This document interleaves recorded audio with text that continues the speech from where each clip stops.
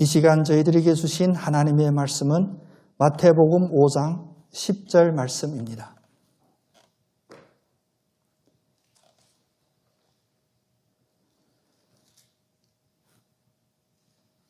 의를 위하여 박해를 받는 자는 복이 있나니 천국이 그들의 것임이라. 아멘. 한번 같이 다시 한번 고백해 보겠습니다. 의를 위하여 핍박받는 자는 복이 있는 사람입니다.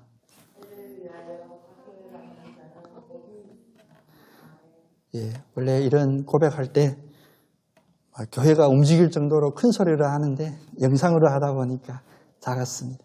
근데 우리의 심령은 분명히 진동이 오리라 믿습니다. 의를 위하여 박해를 받는 자는 복이 있는 사람이라고 합니다. 참 시간이 빠른 것 같아요. 이제 수요일마다 주님이 이 팔복 시리즈를 나름 기도하고 준비했는데 벌써 이제 마지막 팔복 차례입니다. 팔복 끝나면 어떻게 할까? 다시 첫 번째 복으로 돌아갈 겁니다. 목사님이 설교 준비 안 하는구나. 왜 한 얘기 또 하냐? 그 할 때까지 할 거예요. 첫째 복은 여러분 기억나시죠? 첫째 복이 무엇이었죠? 심령이 가난한 자는 어떤 복을 받는다? 천국. 거기서 천국이 나와요. 근데 오늘 마지막 팔복, 여덟 번째 복도 천국과 연관이 있습니다. 의를 위하여 박해를 받는 자는 복이 있나니 천국이 그들의 것이며. 예수님께서 이 땅에 오셔서 우리들에게 가장 간절하게 알려주고 싶은 그 소식, 우리가 복음이라고 하죠. 그 복음은 사실 천국에 관련된 이야기들입니다. 심령이 가난한 자는 복이 있나니 천국이 그들의 것임이고, 또 의를 위하여 박해를 받는 자는 복이 있나니 천국이 그들의 것입니다. 처음부터 천국이고 끝도 천국입니다. 그런데 우리의 믿음 생활은 어떻습니까? 물론 우리 처음은 천국이 아니었습니다. 우리는 이 땅에서, 이 세상에서 우리의 믿음이 시작이 됐어요. 그런데 우리가 가야 될 그 목표 지점은 어디인지 우리가 분명히 알고 달려가고 있는지 이 시간 우리의 마음을 한번 점검해 봤으면 좋겠습니다. 우리는 예수를 믿으면 형통하기를 원했습니다. 예수를 믿으면 이 땅에서 잘 살기를 원했습니다. 요즘 저 설교가 유튜브에 제가 올리는데 조금 조심스럽기는 해요. 그런데 이제 사람이 조심스러운 거 아닙니다. 우리가 천국이 아닌 우리의 다른 소원, 다른 어떤 이상을 꿈꿔왔다면 그것은 분명히 주님께서 우리에게 주신 그 참 복음을 믿는 것이 아닙니다. 심지어 천국이 이 땅에 있다라고 하는 이들이 반 이상이 돼요. 이러면 진짜 이 유튜브 못 올리는데. 근데 이게 언제부터 이것이 됐냐면 우리 신학 사조를 보면 1700 이제 인간이 인본주의가 가장 발달했을 때부터 오늘 이 유튜브 못 올리겠다. 그냥 우리끼리 즐깁시다. 이제 인간이 모든 것을 할 수 있다라는 그 순간부터 신학도, 하나님이라는 이름을 걸고 있는 이 신학도 차츰차츰 인간이 중심을 차지하게 돼요. 그래서 요즘 그렇잖아요. 아이고, 천국은 죽어서만 천국 가나? 이 땅에서도 천국이 이루어져야지. 근데 들으면 그럴듯해요. 우리 마음이 편해요. 근데 천국은 말 그대로 하늘에 있는 나라입니다. 오늘 의를 위하여 핍박을 받는다는 우리가 이 땅에서 무엇을 하다가 받는 그런 핍박을 이야기하는 것이 아니에요. 의를 위하여 핍박을 받는다고 했습니다. 의라는 게 무엇입니까? 제 상수도가 어렸을 때 저는 열심히 점검하고 녹이려고 했어요. 근데 얼지를 않았더라고요. 그래서 창고에서 사실 옷도 2개 꺼내다가 덮어주고 했어요. 그런데 그 상수도 그 계량기가 이 옆에 어린이집 계량기였더라고요. 제가 3일 동안 옆집의 계량기를 엄청 케어했어요. 이것이 의입니까? 착할 수는 있어요. 이런 일 때문에 받는 그런 우리 고난이 아닙니다. 오늘 말씀하는 이 의는 바로 예수 그리스도를 가리킵니다. 의에 대한 해석이 그 뒤에 나옵니다, 사실은. 우리가 읽은 마태복음 5장 10절 뒤에 마태복음 5장 11절, 12절이 나오죠. 어찌 보면 10절 말씀을 다시 한번 해설하는 그런 말씀입니다. 10절 말씀은 의를 위하여 핍박받는 자는 복이 있나니 천국이 그들의 것임이라 말씀하셨죠. 근데 11절, 12절에서 그것을 좀 풀어서 이야기합니다. 나를 인하여 너희를 욕하고 핍박하고 거짓으로 너희를 거슬러 모든 악한 말을 할 때에, 이 뒤에 너희를 욕하고 핍박하고 거짓으로 너희를 거슬려 악한 말을 할 때, 이때가 바로 핍박받는 거죠. 그러면 그 앞에 의를 위하여가 대응되는 것은 바로 나로 인하여. 의는 바로 예수 그리스도입니다. 때문에 예수 그리스도 때문에 받는 핍박을 우리가 오늘 마태복음 5장 10절에서 말하는 그 발복인 것입니다. 디모데후서 3장 12절에 이렇게 말씀하십니다. 무릇 그리스도 예수 안에서 경건하게 살고자 하는 자는 핍박을 받으리라. 요새 제가 한참 미는 유행어가 있어요. 아이고 무서워라. 예수를 믿고 우리가 복 받으려고 나왔는데 오늘 말씀해 보면 분명하게 여기는 해석이 더 필요 없습니다. 예수 그리스도 안에서 경건하게 살고자 하는 자는 핍박을 받으리라. 오늘 이 핍박에 대하여 우리가 주 안에서, 주님의 말씀 안에서 잠깐 비추어 보려고 합니다. 사실 교회가 집단적으로 혹은 국가적으로 받는 그런 핍박들이 있었습니다. 기독교 역사 2000년 그 가운데는 많은 시간들이 다 핍박받는 시간들이었어요. 그런데 그 핍박이 우선은 어디에서 오냐? 나라적으로, 민족적으로 그런 핍박이 왔었습니다. 요즘도 여러 가지 핍박에 대한 이야기들이 있는데 저 그걸 비추어서 이야기하는 것이 아니라 단순히 우리 교회사에 있었던, 교회 역사에 나타났던 그런 핍박들을 이야기합니다. 예수 믿는다는 이유로 마을에서 추방되고 나라에서 추방이 되고, 사실 우리가 잘 알고 있는 청교도들, 그들은 그 영국에 자기의 고향에서 어떤 믿음의 그런 핍박 때문에 미국이라고 하는 그 대륙으로 새롭게 갔던 거 우리 잘 알고 있죠. 우리 큰 차원에서 나라나 정치적으로 받는 그런 핍박 이외에도 우리는 작게는 가정이나 또 우리 가족들, 또 우리 가문, 혹은 우리 직장에서 우리 이웃으로부터 받는 그런 핍박들도 있습니다. 남편들이 아내를 교회 못 가게 하는 것, 혹은 부모들이 아이를 교회 못 가게 막는 것, 이런 것도 박해라고 볼 수가 있겠고, 또 나름 뼈대가 있다라고 자부하는 집안에서는 해마다 겪는 그런 고초들이 있죠. 특히 제사 때면 난리 나죠. 그럼 그건 가문적으로 그 가문에서 오는 불이익도 있습니다. 이게 어떤 불이익이냐? 그 가문의 어떤 유산이라든지 이런 거 나눌 때면 다 문제들이 생기게 되거든요. 회사는 어떻습니까? 사실 회사도 마찬가지예요. 전부 다 기독교인이 모여있는 회사보다 우리는 믿지 않는 이들과 함께 하죠. 특별히 사장님이 예수를 믿지 않는다면 알게 모르게 오는 그런 불편함들이 있어요. 의를 위하여 박해를 받는 이런 경우들을 우리가 생각해 보면 이런 크고 작은 박해 중에도 사실은 우리가 잘못 알고 있는 의를 위하여 받는 박해가 아닌 부분들도 사실은 있습니다. 그건 뭐냐면 나는 분명히 예수 그리스도인이라는 그것 때문에 받는 핍박이라고 하는데 자세히 생각해 보면 꼭 그렇지 않는 경우들이 있다는 겁니다. 첫 번째는 뭐냐면 지혜롭게 행동하지 않아서 받는 핍박들이 있어요. 좀 과격하고. 그래서 세상은 오해도 하죠. 기독교는 다른 종교와 달리 엄청 공격적이다, 전투적이다. 또 튀는 것. 먼저 앞에 이상하게 행동하는 것. 왜 이상하다고 하냐면 우리 세상은 그래요. 다수결 세상이잖아요. 그걸 민주주의라고 하는데 99명이 동의하는 일에 한 명이 동의하지 않으면 그건 튄다라고 보이게 되거든요. 근데 그것이 참으로 주님께서 우리에게 말씀하듯이 뱀처럼 지혜로우냐, 그런 상황들이 우리에게 있다는 거예요. 또 자신의 성격이나 어떤 실수로 인하여 오는 그런 어려움은 결코 박해가, 의로 인한 박해는 아닙니다. 오늘 고집 센 분들은 한 분도 안 오셨는데 여러분은 믿음의 고집만 세죠. 세상이 어떻게 해도 난 예배 드리러 가겠다. 근데 고집이 세거나 고집이 세면 겸손하지 않게 보이거든요. 그럼 남들하고 부딪히게 돼요. 그래서 신앙을 갖지 않는 이들이 나와 부딪히게 된다면 이것은 신앙적으로는 어려움이다. 이렇게 판단하는 잘못된 판단도 있습니다. 또 특정 인물이나 또 단체, 정치적인 정당 그런 거 지지로 해서 지지함으로 인하여 오는 어려움, 이런 것들은 의로 인한 박해는 분명히 아닙니다. 또 신앙생활을 할 때 우리가 사회적인 룰이라든지 우리가 인지하고 있는 그런 윤리적인 룰을 뛰어넘어 그것을 우리가 전문용어로 광신이라고 그러죠.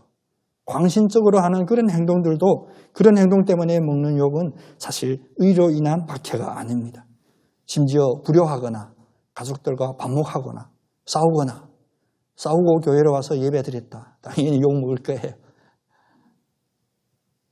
지혜롭지 않는 또 개인적인 사정, 개인의 특성, 개인의 사상 때문에 오는 그런 어려움은 결코 의로 인한 그런 박해들이 아닙니다. 그러면 의로 인한 박해가 아니라 참으로 의 때문에 예수 그리스도 때문에 받는 그런 박해들은 어떤 박해일까? 첫 번째는 성경이 우리에게 가르쳐 주신 성경의 그 계명을 따르지 않아서 오는 그런 어려움은 바로 박해입니다. 이건 우리의 성격이나 우리 고집 때문에 아니에요. 하나님이 아닌 어떠한 만들어진 신 앞에 우리가 절하거나 우리의 마음속에 굴복하는 것, 그것은 당연히 우리가 거부해야 돼요. 심지어는 전투적으로 보일 만한 그런 상황일지라도 우리가 거부해야 돼요. 그럴 때 오는 어려움은 의로 인한 박해가 맞습니다. 마찬가지로 우상 숭배를 거부하다가 당하는 박해. 여기 우상 숭배하면 꼭 신상으로 만들어 놓은 그러한 형상이 있는 우상만이 아니라 황제, 정치, 사상 이런 것에 대한 그런 믿음, 그런 의지도 우상 숭배에 속합니다. 또 신앙생활을 할 때 사회적으로, 정치적으로, 경제적으로 통제를 받아야 되는 그런 경우들이 있습니다. 예를 들면 북한이라든지 이슬람 국가라든지 또 중국이라든지 중국은 전체라고 표현하기는 좀 부담되는데 일부 지역에서라도 그렇게 정치적으로 나라적으로 오는 그런 핍박은 당연히 의로 인한 핍박입니다. 마지막으로 하나님 나라를 확장하는 일에 헌신하다가 받는 박해들, 선교사님들이 추방당하거나 또 선교사님들이 그 현지에서 이교도들에게 테러를 당하거나 그렇게 당하는 박해 당연히 의를 위한 박해였습니다. 한국 사회에서도 마찬가지예요. 여러분들도 크고 작은 그런 경험들이 있겠지만 우리가 선한 마음을 갖고 이웃에게 예수님을 전할 때 오는 그런 핍박들, 그것은 단지 성격 문제가 아니라 지혜 문제가 아니라 그것 때문에 오는 예수 그리스도 때문에 오는 그런 기독교 안티들의 박해는 의로 인하여 받는 박해가 맞습니다. 이런 박해를 구체적으로 나열하려면 엄청 많아요. 참 예수 믿고 살기가 힘들다 할 정도로 예수 그리스도를 위하여 또 성경의 말씀대로 살려고 하면 오는 어려움들이 많다는 겁니다. 그런데 우리가 여기서 주저앉아서 주님 우리가 박해받습니다. 힘듭니다라고 주저앉아 있어야 될 그런 상황은 아닙니다. 우리가 이런 박해를 당한다면 우리는 어떻게 대처를 해야 될까? 매우 중요하겠죠.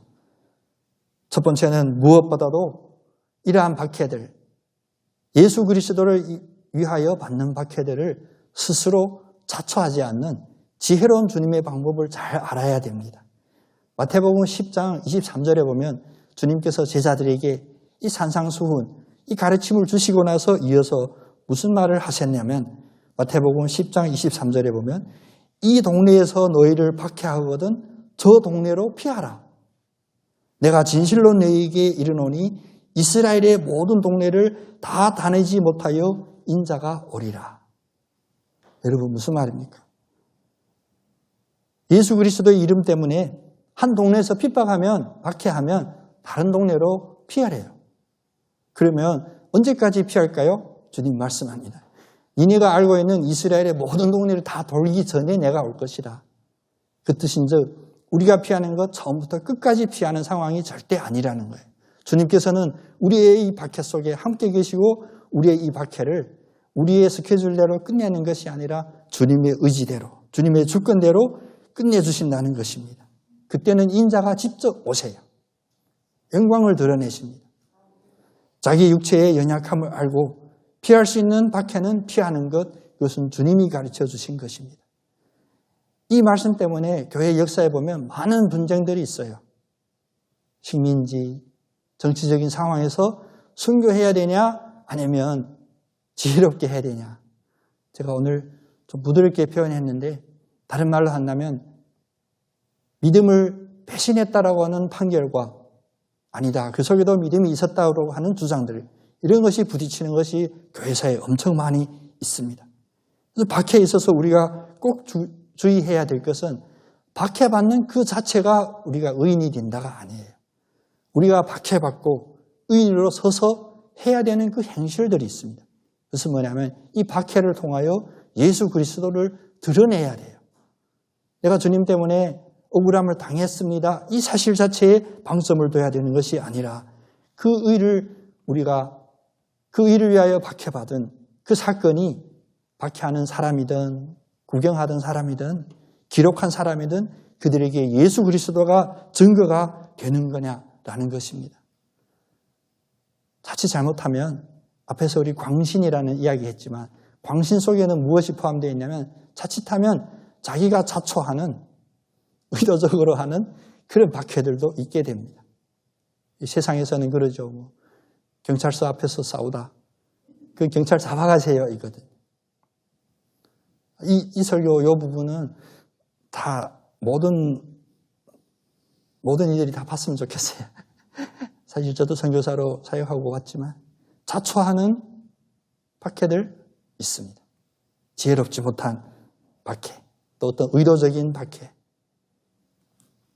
무엇보다 박해를 자초하지 않고 그 어려운 박해를 피할 수 있는 그런 지혜도 주님께 구하기를 원합니다. 또 두 번째는 뭐냐면 이런 박해에 대할 때 우리의 대처가 박해를 피할 수 없는 경우들이 있어요. 이 동네에서 저 동네로 옮겨갈 수 없을 때 어떻게 해야 되냐?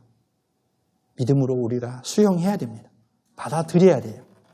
피하는 것이 상책이지만 그럴 수 없다면 받아들이라. 그래서 예수님도 우리에게 이 모습을 보여주셨고 구약에도 보면 많은 선지자들이 그 박해 속에서 피할 수 없는 상황 속에서 잠잠히 순순히 그대로 수용하는 모습들을 보여줬습니다.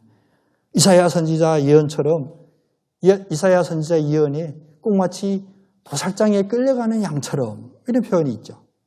또 털 깎이기 전 그 양처럼 순순하게 잠잠하게 담담하게 받아들였다는 그런 교훈들이 있습니다. 그래서 프란체스코 성자는 이런 기도도 드렸다고 합니다. 주님이시여 제가 바꿀 수 없는 일들을 받아들일 수 있는 힘을 저에게 주소서.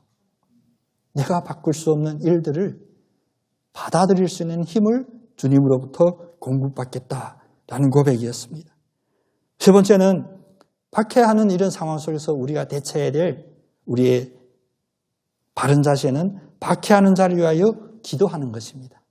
여기서부터 좀 어렵죠. 첫 번째, 두 번째는 내 자신의 어느 정도 수련과 인내로 할 수 있었지만 이제 세 번째부터는 이제 영적인 차원이 높아졌습니다. 너희의 원수를 사랑하며 너희를 박해하는 자를 위하여 기도하라. 마태복음 5장 44절의 가르침이었어요. 나를 핍박하는 자를 위하여 기도하라.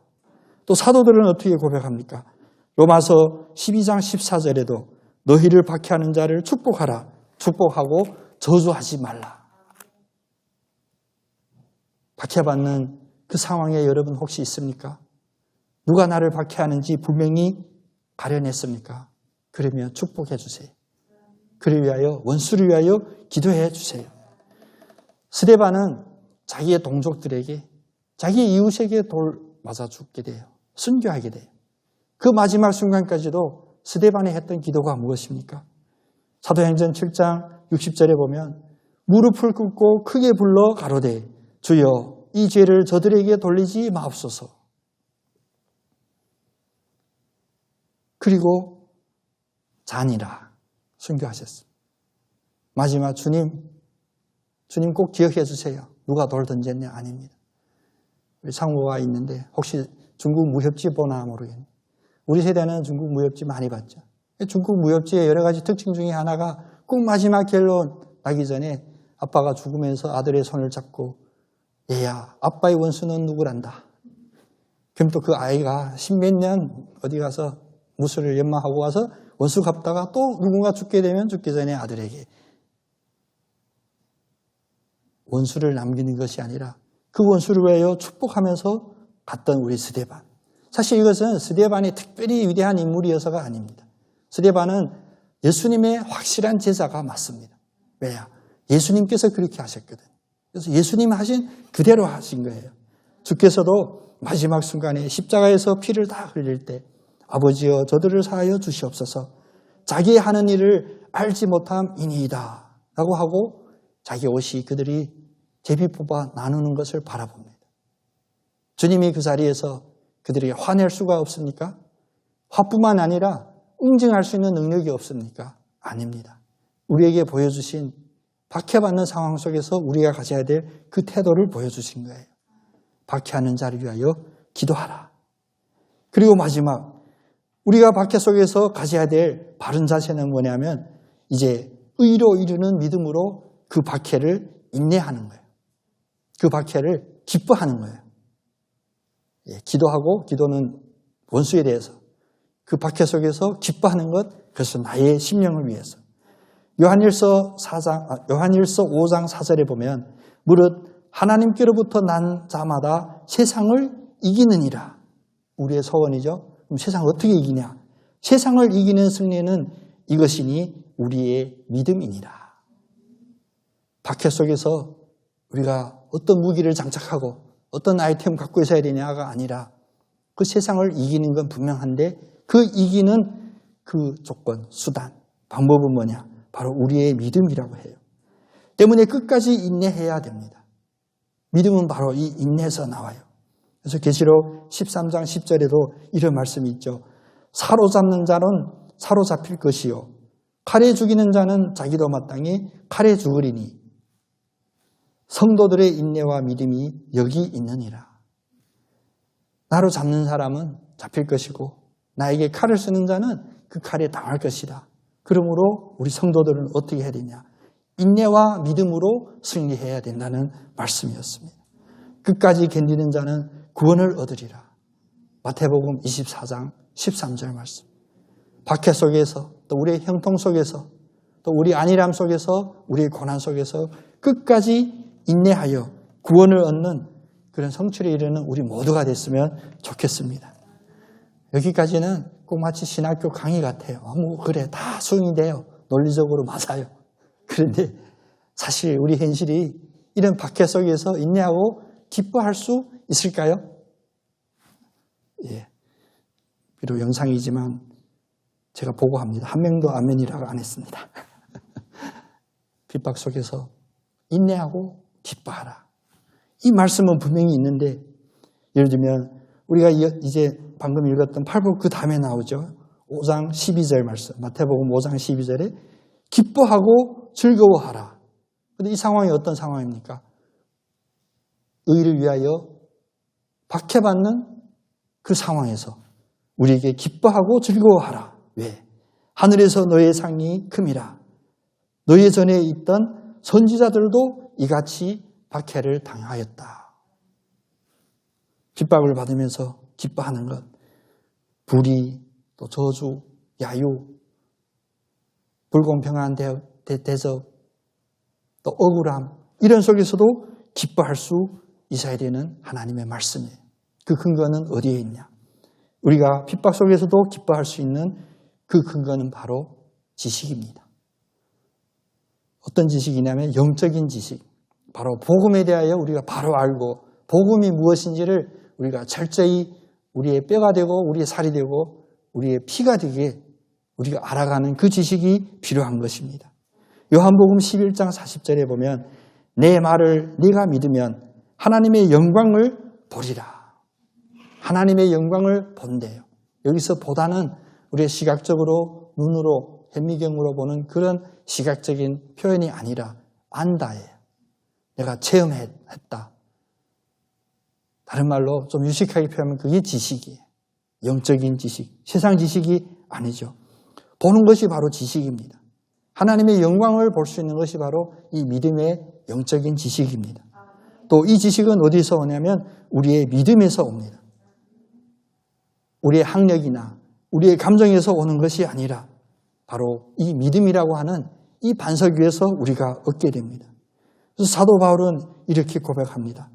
고린도후서 4장 7절에서 9절에 우리가 이 보배를 질그릇에 가졌으니 이는 심히 큰 능력은 하나님께 있고 우리에게 있지 아니함을 알게 하려 함이라. 우리가 사방으로 우겨싸움을 당하여도 쌓이지 않고 답답한 일을 당하여도 낙심하지 아니하며 박해를 받아도 버림바 되지 아니하며 끄꾸러뜨림을 당하여도 망하지 아니하고, 우리가 당할 수 있는 모든 박해 속에서, 모든 고난 속에서도 우리가 넘어지지 않고 죽지 않고 지지 않는 그 이유는 바로 이 힘이 큰 능력은 하나님께 있다는 거예요. 우리는 그 보배를 담고 있는 질그릇에 불과하다는 것입니다. 여러분, 기뻐하십시오. 아픔이 기쁨이 되는 그 논리는 바로 여기에 있습니다. 예수 그리스도는 보배로 어디에 담겨져 있냐면 우리 질그릇 같은 우리의 마음에 담겨져 있어요. 이 질그릇이 깨지지 않으면 보배가 드러나지를 않아요. 여러분이 받는 그런 어려움, 그런 우겨싸움, 이런 것 속에서도 예수 그리스도라고 하는 그 보배가 내 안에 있다라는 이 믿음으로 우리가 기뻐할 수가 있는 것입니다. 더 구체적으로 이야기해 본다면 우리가 기뻐할 수 있는 이유 첫 번째는 이런 박해, 고난을 통하여 하나님이 우리를, 보잘것없고 연약한 우리를 이 박해 속에서 예수 그리스도와 동일시 해주신다는 것입니다. 선교하는 나라에서 선교사들 어려움이 많아요. 그 어려움이 많음을 알고도 가는 이유는 나의 공적, 나의 이름을 드러내려고 간 것이 아닙니다. 그곳에서 예수 그리스도를 미워하니까 그 미움을 당하고자 간 이유는 바로 예수 그리스도의 그 본을 그대로 따르기 위해서였습니다. 왜냐하면 우리 예수 그리스도를 믿는 그리스도인들에게는 예수님을 닮아가는 것만큼 가장 큰 영광과 축복이 없기 때문입니다. 그러면 우리가 예수님을 닮아간다면 예수님이 당했던 그러한 박해, 그런 고난을 우리가 감당해야만이 하나님께서 우리를, 내가 이 땅에 독생자를 보내주셨던 그 은혜가 성취됨을 알 수가 있는 거예요. 그래서 사도행전 5장 41절에 보면 사도들은 이렇게 고백합니다.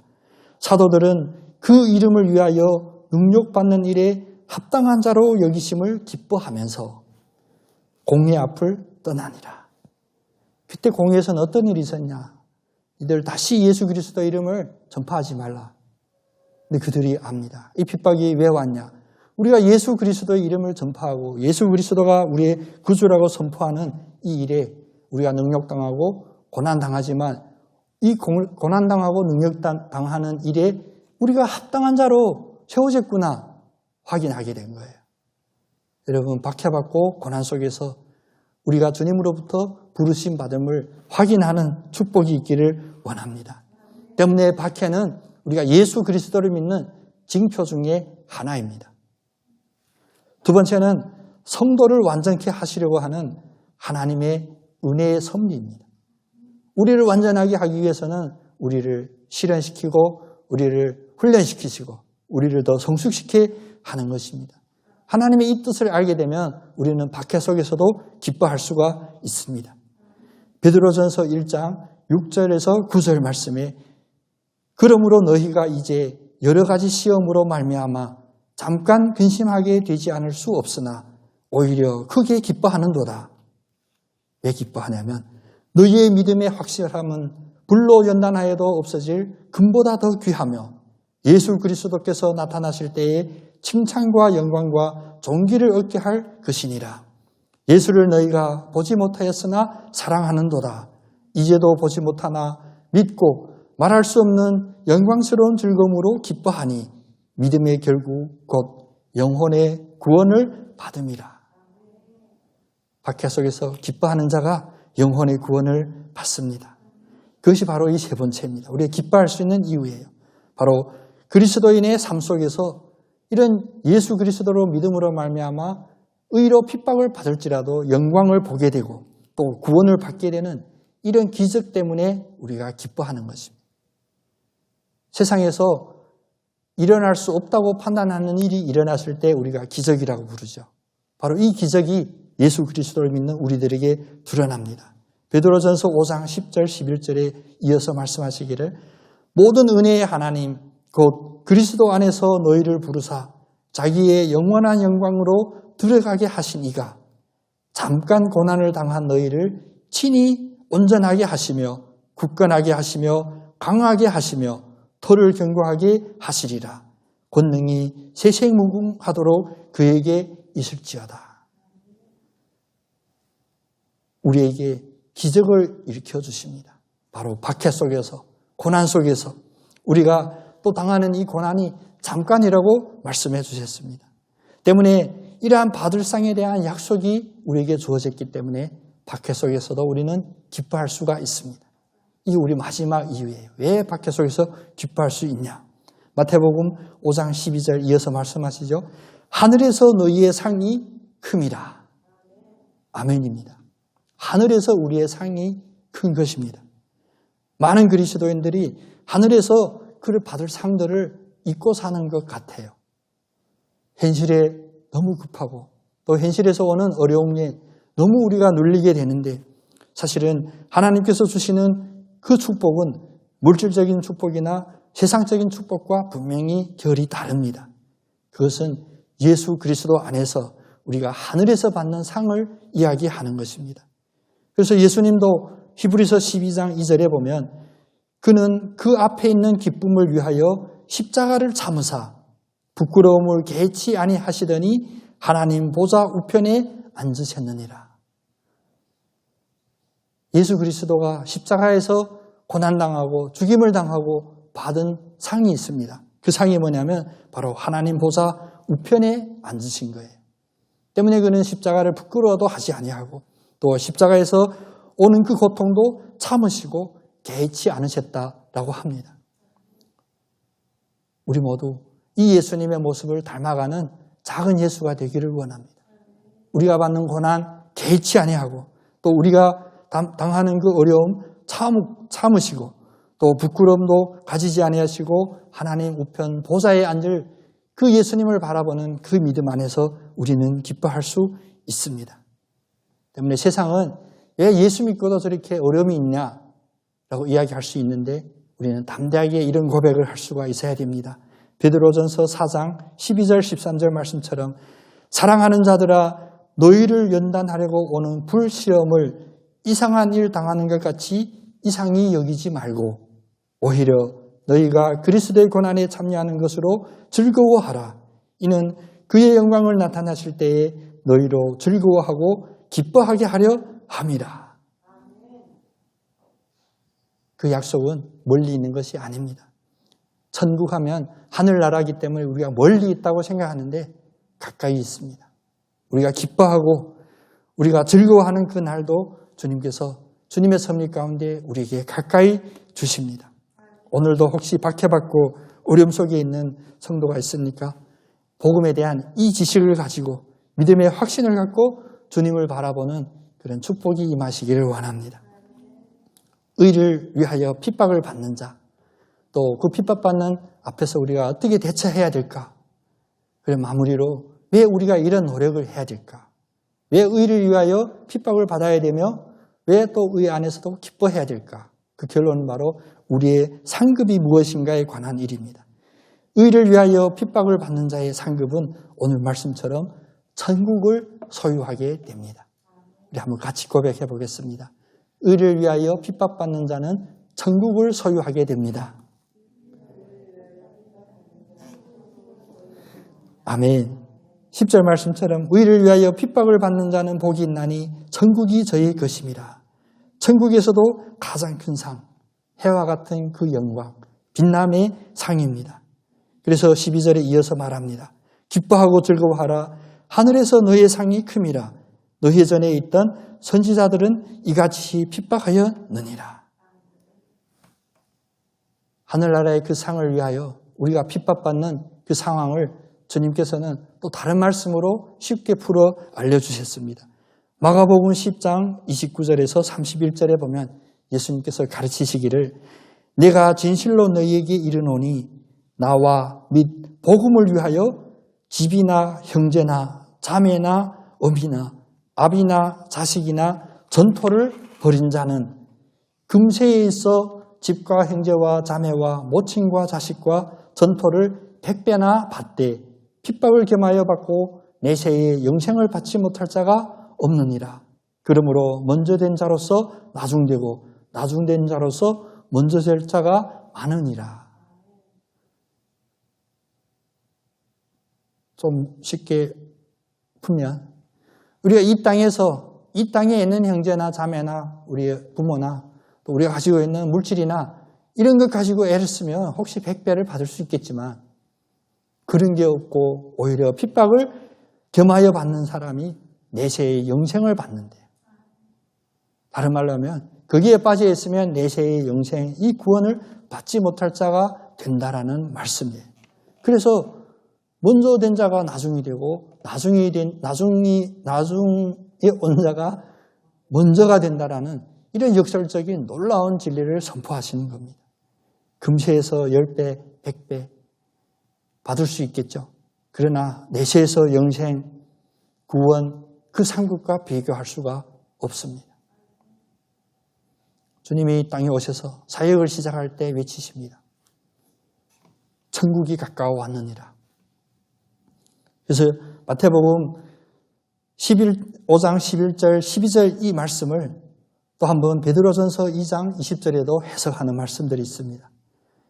죄가 있어 매를 맞고 참으면 무슨 칭찬이 있으리요? 오직 선을 행함으로 고난을 받고 참으면 이는 하나님 앞에 아름다우니라.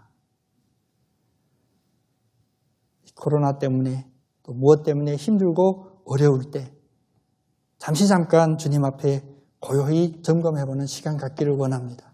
내가 받고 있는 이 고난, 이 어려움이 그 원인, 이유, 본질, 핵심이 어디 있는지 한번 생각해 볼 수 있는 우리가 됐으면 좋겠습니다.